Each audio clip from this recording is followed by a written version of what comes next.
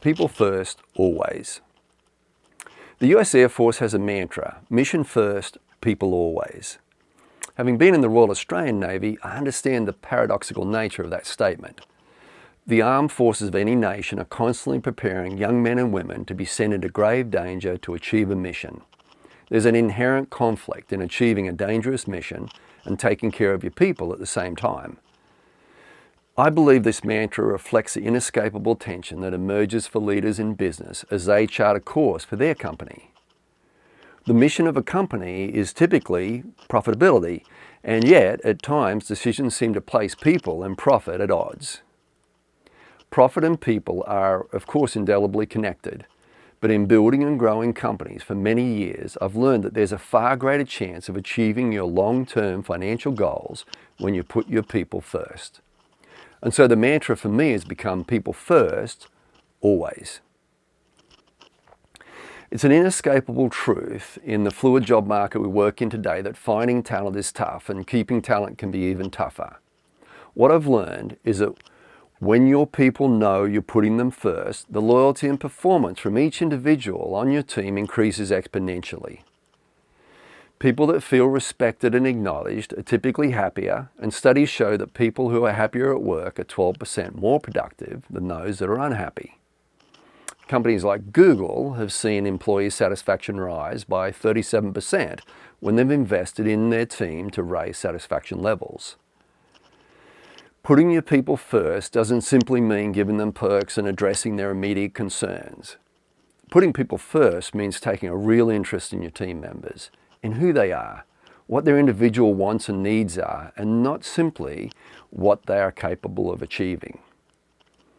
Talented, hard-working professionals are attracted to companies where they feel the leadership has built a culture of trust and mutual respect, where they know that the leaders of that organization truly care about them as an individual, where the leaders are creating an environment where they can explore their potential and where excellent failures are rewarded.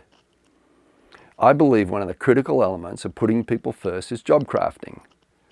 Job crafting is the art and science around knowing a person's strengths and their potential to contribute in their own unique way. This involves crafting their position description around their competencies and ensuring alignment of their skills and interests. This philosophy obviously starts with finding the right person who is most suited to the position, but it also demands a degree of creativity and nuance to ensure that the needs of the company and the team member are met. When a person's gifts, skills, and interests are aligned with their role, they come to see their work as more than a job. It becomes their calling. They often then move into a state of flow, which is a state where the individual's skills and strengths are optimized and they are fully immersed in the activity, feeling energized and focused. If through your leadership, team members are more engaged, happier, and ideally in a state of flow, it is inevitable that tenure will increase. I describe this as a state of affinity. And if your company has affinity, your business will be more competitive and its potential for growth will be magnified. Engaged and motivated team members work well together and they rarely leave the organization that has helped guide them into their optimal state of performance. When their goals are tied to your company's goals, this alignment of focus is transformational. In the highly contested talent acquisition space, putting people first will help you attract and retain strong team members and ensure optimal long-term outcomes for you and your company. If you want to explore these concepts in further detail, check out my new book, The Affinity Principle.